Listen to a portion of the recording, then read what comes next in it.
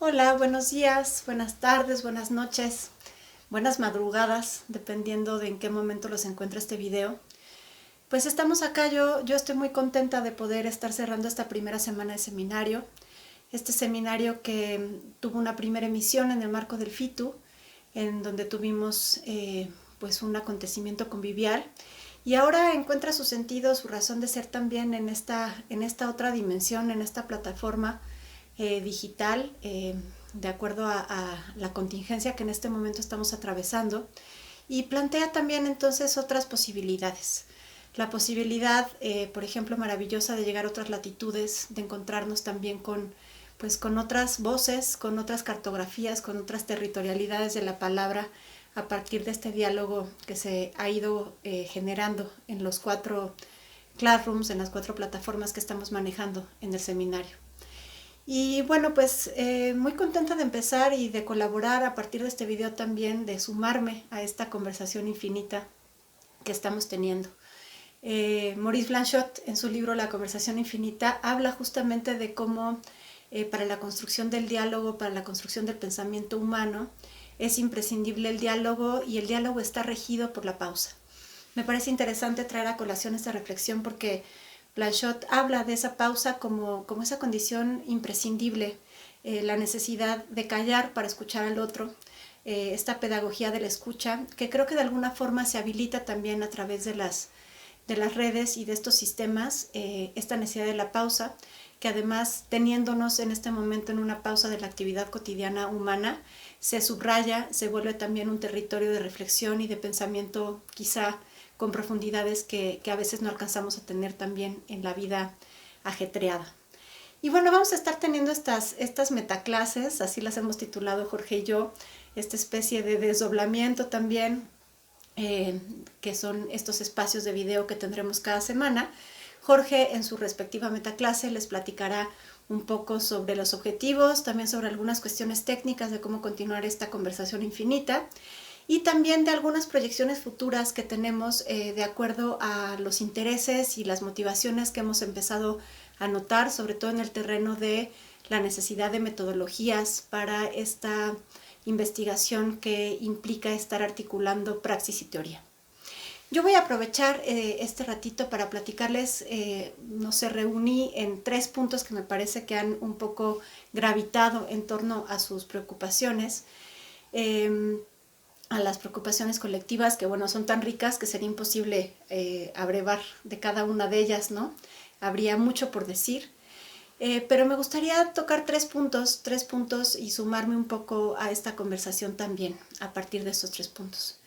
El primero parte de una inquietud que Juan Wagner en uno de sus comentarios hacía sobre qué tan real es la dicotomía praxis y teoría. Es interesante porque además cuando nombramos dicotomía casi siempre estamos acostumbrados a pensar que lo dicotómico es totalmente opuesto, pero la dicotomía también se puede pensar como complementario. Es decir, a mí me parece que la praxis y la teoría son formas de nombrar actividades humanas, dimensiones un poco distintas de esta actividad humana, de la vida humana.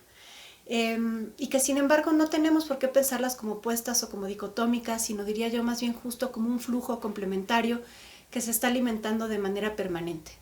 Y que de alguna manera sí, a partir de las formas tradicionales de pronto de abordar la investigación, estamos acostumbrados a separarlas, a escindir la relación mente-cuerpo, ¿no? Desde esta condición de pensar o de priorizar el pensamiento intelectual como el lugar en el que se construye la investigación.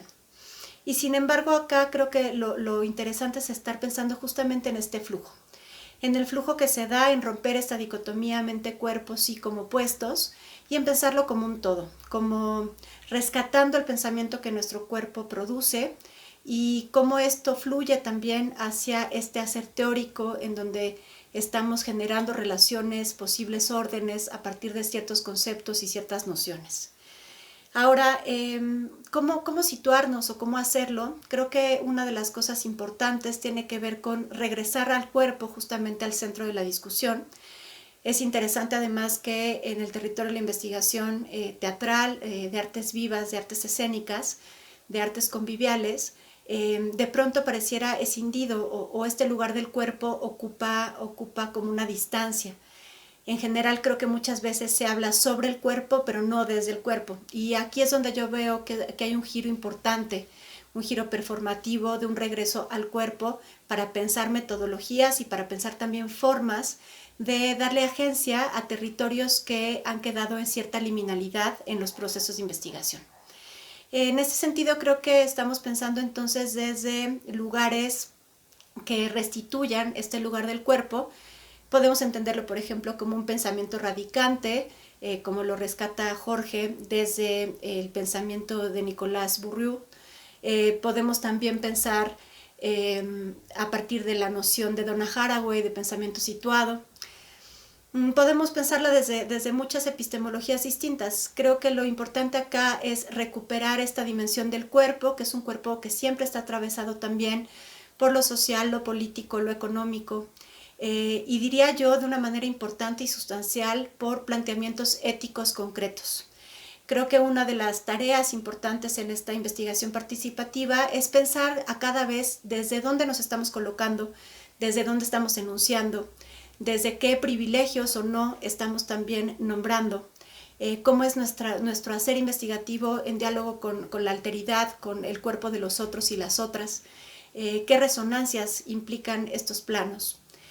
Y bueno, en otro sentido también me parece importante subrayar que traer, digamos, al cuerpo es traerlo con todas sus facultades, con todas las potencias del alma, como dice José Ramón Alcántara. Traerlo entonces también desde una dimensión que permita darle agencia, decía yo, a otras zonas del pensamiento humano que se configuran, por ejemplo, a partir de los procesos de imaginación y de la intuición. Paso así como al segundo punto que me parecía interesante, a partir de un comentario de Madeleine Loaiza, que me preguntaba desde qué perspectiva estoy entendiendo esto de la intuición. Bueno, pues a mí me gustaría traer aquí a colación a uno de mis grandes aliados, le digo aliado y ya lo considero, digamos, una de esas presencias permanentes en mi vida porque su pensamiento ha sido de gran fertilidad para mis procesos de investigación, que es Henri Bergson. Henri Bergson, en su libro de Materia y Memoria, nos habla de 3 dimensiones del humano, situándolas de alguna forma en un cierto triángulo. Dice que la actividad humana siempre está en el territorio entre la inteligencia, la intuición y el instinto. Y a mí me parece que justamente hay que estar pensando cómo esta inteligencia se habilita también o se construye del instinto y de la intuición y así en un flujo permanente, digamos, estas 3 dimensiones. Y en ese sentido me parece muy interesante también la manera en la que Gastón Bachelard, que ha sido otro de mis grandes aliados para pensar de potencia de pensamiento enorme, restituye también como un terreno importante para el hacer investigativo, para la práctica teórica, el territorio de la ensoñación. Es interesante porque la ensoñación justamente es un territorio en donde está permanentemente cargándose esta poiesis de la imaginativa, ¿no? Este mundo metafórico también que está operando y que en los procesos de las artes escénicas los tenemos de manera muy clara y muy patente, aunque creo que se dan en general en la vida humana.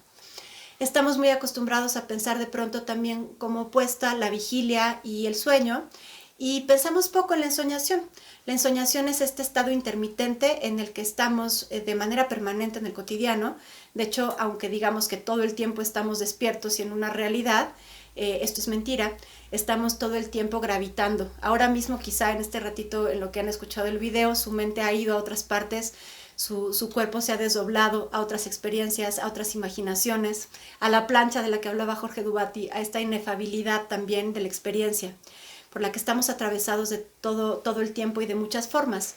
Lo que estamos haciendo en el ejercicio del metadiario de alguna manera es traer un poco a la conciencia estos momentos de desplazamiento permanente que tenemos. Y yo diría que una de las funciones es justamente empezar a construir metodologías en donde seamos capaces de ir registrando esta intermitencia. De hecho, si lo pensamos de una forma como muy orgánica, todo el tiempo estamos pensando. y estamos, de pronto se ha sobrevalorado, digamos, la dimensión de un pensamiento en el momento en el que el cuerpo está quieto frente a un monitor produciendo una serie de ideas. Pero si ustedes lo piensan bien, muchas veces es justamente en el instante en el que yo me levanto de la computadora para ir al baño, para estirar las piernas, para hacer una caminata breve, en donde ocurre que este pensamiento teórico, este ordenamiento constelar se da. Viene una idea y viene una idea a partir de una imagen, de un territorio de imaginación, y es ahí donde logro vincular. Entonces, bueno, una de las cosas que yo diría es que tendríamos que estar pensando en metodologías que de manera consciente estuvieran haciendo que estos momentos de ensoñación ocurrieran. Del mismo modo que pienso que es interesante estar, digamos, no pensándolos como distracciones. Muchas veces pensamos que justo en el momento en el que freno los ojos sobre un texto, o estoy teniendo una lectura dramatizada, o estoy en pleno montaje, ese momento que pareciera una distracción, donde la atención se va, en realidad son momentos en donde la atención justamente se va, pero se va a otra cosa y construye otras territorialidades. Bueno, esto respecto al tema de la ensoñación y a la intuición, que me parece que son herramientas que hay que empezar a pensar, articular, a verlas como naturales y como orgánicas y como vinculadas a este hacer práctico y teórico, gravitando siempre pues en un péndulo que se está nutriendo. En este sentido, creo que también el empoderamiento al que estamos llamando de alguna forma y al que estamos convocando las voces todas que estamos en esta conversación infinita, tiene que ver también con frenar la idea de que estamos simplemente aplicando conceptos o nociones que ya se han producido en otro lado y que no hemos, que nosotros necesitamos tener para poder construir un hacer teórico. Por supuesto que con esto no quiero decir que tengamos que desecharlas, ¿no? Preguntaban por ahí respecto, por ejemplo, a la noción de decolonialidad, que de alguna manera lo que está planteando es justo esta emancipación también, o esta forma de articular y de parar también ciertas violencias epistemológicas que han estado desde hace mucho tiempo colonizando, digamos, los modos de pensar y de hacer investigación, entre muchas otras cosas. Yo diría que sí, que efectivamente para rescatar y para empoderar este modo de hacer y de producir epistemologías propias, podemos pensarlo, por ejemplo, desde el llamado que ya desde hace muchos años Boaventura de Sousa Santos nos hace, ¿no? Con esta frase maravillosa que dice que no habrá justicia global social sin justicia cognitiva global. Bueno, ¿de qué justicia estamos hablando?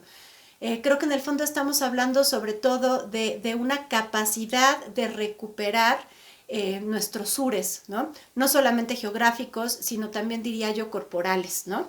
Lo dice Boaventura de Sousa Santos también en sus planteamientos, esta capacidad de no dejar solamente como una actividad prioritaria a partir de lo que se construye en nuestro intelecto, en nuestra cabeza, sino entender que somos un todo, que es un cuerpo pensante, que está también pensando con los pies por donde camina y con todo el sur de nuestro cuerpo. Esta capacidad de producciones epistemológicas propias creo que en este momento se ha visibilizado muchísimo a partir de todos los comentarios que han ido ustedes dejando en la plataforma. Me doy cuenta de la multiplicidad y que justamente no se trata de cerrar esa multiplicidad. Es decir, no estamos intentando que se generen nuevos términos para que esos términos vuelvan a legitimarse. Estamos en realidad en una generosidad y apertura para que lo que no pare de haber sean formas de nombrar. Categorías que sobre todo provengan de una necesidad real de la praxis. Creo que en el momento en donde son los objetos de investigación o son nuestras picazones cognitivas las que nos están pidiendo que de alguna forma nombremos cosas, en ese momento la teoría se vuelve fértil. En el momento en el que está dando respuesta a necesidades reales y concretas de nuestro hacer. Y bueno, por último me gustaría cerrar con otro de los territorios que he visto también como inquietud. Esta cosa de si lo que estamos teniendo, por ejemplo, ahora a partir de este encierro y de estas necesidades nuevas tecnológicas de generar procesos de conocimiento, es o no teatro, ¿no? Por ahí veía varias veces en la plataforma el planteamiento de, bueno, lo que estamos haciendo acá es o no es teatro. Yo aquí me gustaría como plantear un poco a partir de una base de pensamiento que para mí ha sido sustancial, que son los estudios intermediales, que es uno de los territorios justamente epistemológicos de enorme fertilidad para mi trabajo. Y me gustaría traer a colación las reflexiones de Kiel Kattenbelt. Kiel Kattenbelt nos habla de cómo estamos necesitando formas de pensar la presencia desde diferentes lugares. Habla de la distinción, por ejemplo, entre presencia física, presencia telemática y presencia virtual. Que bueno, en este momento queda muy claro, ¿no? La presencia física es esa convivial, la del acontecimiento teatral, por ejemplo, es decir, estar en la misma relación cronotópica, estos cuerpos auráticos vivos que se están comunicando. La presencia telemática es como la que hemos sostenido, por ejemplo, a través del chat, o cuando estamos en una sesión de Skype, o como las sesiones riquísimas que hemos tenido durante varios días de la semana, Jorge, Mariana Gándara y yo, para estar conversando sobre el seminario. Ahí estamos compartiendo el mismo tiempo, pero no el mismo espacio. Y otra cosa es la presencia virtual, que es la que estoy teniendo, por ejemplo, yo ahora a partir de este video con ustedes. Y creo que estas formas de presencia ayudan también a pensar desde otros lugares qué es lo que está ocurriendo a cada vez. Creo que la plataforma que estamos teniendo está configurando distintas presencias. Está de alguna forma remitiendo a la presencia convivial que hubo sin que tampoco ya lo sea. Ha habido un proceso de remediación que ha hecho que entonces en la plataforma aquello que ocurrió como acontecimiento en este momento esté como una presencia virtual de Jorge y mía y de todos aquellos y aquellas que estuvimos compartiendo esos días. Ahora, es interesante también porque Kiel Kattenbelt habla justamente de que existen dos hipermedios. Por un lado sitúa el teatro o las artes vivas justamente como hipermedios y por otro lado la red. El teatro es hipermedio porque está regido bajo las leyes de la cultura viviente y estas leyes lo que hacen es que cada cosa que entre al teatro se va a regir bajo esas leyes. Es decir, cuando estamos viendo, por ejemplo, un fragmento de una película dentro de una escena teatral, lo que estamos viendo ahí está regido bajo esas leyes del acontecimiento, bajo el tiempo y el espacio que el acontecimiento está suponiendo. Del mismo modo, la red, la web, lo que hace es que cuando nosotros cualquier cosa que pase hacia esa red, hacia este código binario de ceros y unos, va a ser tocado por las leyes de la cultura digital, ¿no? Entonces, me parece que estamos hablando de dos experiencias distintas y que sin embargo es muy interesante porque creo que lo que hay detrás de esta pregunta sobre si es teatro o no es teatro tiene que ver también con pensar siempre en términos de qué se pierde y qué se gana. Yo creo que y los procesos de la intermedialidad me han ayudado mucho a pensarlo así. Es interesante porque lo que hay detrás de esta pregunta sobre si es teatro o no es teatro lo que estamos teniendo tiene que ver con querer pensar siempre digamos, en que el medio, en las cosas que el medio no da. Entonces, bueno, a mí me gustaría llevar esto hacia una reflexión sobre la generosidad, sobre la posibilidad de pensar en los medios a partir de lo que dan, no de lo que quitan. Es decir, cuando estamos viendo, por ejemplo, una transmisión en vivo de ópera o de teatro, pues sí, no es el acontecimiento teatral, es otra cosa. Pero en el momento en el que yo no estoy pensando en lo que no es, sino pienso en lo que es, hay todo un territorio de oportunidades muy interesantes en términos también de miradas nuevas para pensar qué es lo que ahí está ocurriendo, qué cambios de jerarquía respecto al cuerpo, respecto a la iluminación, a la voz, a las distintas cuestiones, digamos, de las dimensiones que puede haber en la escena, se están habilitando o están cambiando en esta otra forma de transmedialidad a partir de una enunciación digital, ¿no? Yo diría que ahí hay un proceso en donde hay teatralidad, hay una serie de performatividades muy ricas por explorar, no son tampoco el registro en sí, sino es otro acontecimiento, un acontecimiento tecnovivial. Y un acontecimiento tecnovivial que creo que es importante ir pensando a partir de las distintas formas de presencia también que están ocurriendo ahí. Estas presencias virtuales, telemáticas, pero en relación también al proceso, a lo procesual, digamos, en donde sí hay un convivio, ¿no? Las artes cinematográficas, por ejemplo, son artes que son tecnoviviales en su enunciación, pero son conviviales en sus procesos de producción y en sus procesos creativos. Entonces, bueno, con este comentario cierro Quisiera nada más decirles que pues estaremos acá atentos, leyendo, conversando. La próxima semana estaremos pensando también a partir de algunas otras nociones, a partir de eco, resonancia y reverberación. A mí me gusta pensar sobre las fuentes y los documentos desde esta enunciación performativa. Será muy rico continuar este diálogo también a partir de todas las nociones que Jorge nos va a compartir en esta segunda semana. Y bueno, desearles que este movimiento de conversión que estamos viviendo, y lo llamo así porque es muy interesante la energía, por ejemplo, del carnaval, que subvierte el orden también, como en este momento lo tenemos subvertido, es una energía que divierte, ¿no? Que va de adentro hacia afuera y nos lleva a las calles. En este momento estamos en una energía convergente, que está permitiendo también convertir otras cosas. Y me gusta pensar que es una energía que también es necesaria. Nuestro planeta y nuestros territorios en este momento lo necesitan. Y bueno, espero que tengan una semana de mucha salud, de mucho descanso y de muchos procesos ricos también de reflexión.